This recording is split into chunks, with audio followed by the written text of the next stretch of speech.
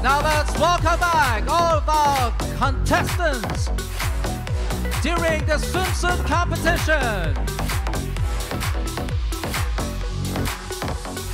Ang Miss Cosmo ay naghahanap ng mga ambassadors na may mga katangi-tanging kagandahan, matalino, malakas na advocacy, or in short, impactful beauty. Ito yung may malakas na dating or may malakas na impact sa mundo. Ang isa sa mga maiinit na pinag-uusapan sa mundo ng social media ay ang mainit na kompetisyon ng Miss Cosmo dahil nakikita natin na masyadong commercial ang labanan. Paano ko nasabi? Sa halos lahat ng segment kasi, merong people's choice or voting kung saan ini-engage talaga nila ang mga viewers at fans ng mga candidates. But anyways, eto din siguro yung way ng organization para i-promote ang event dahil nga kaka-start pa lang sila.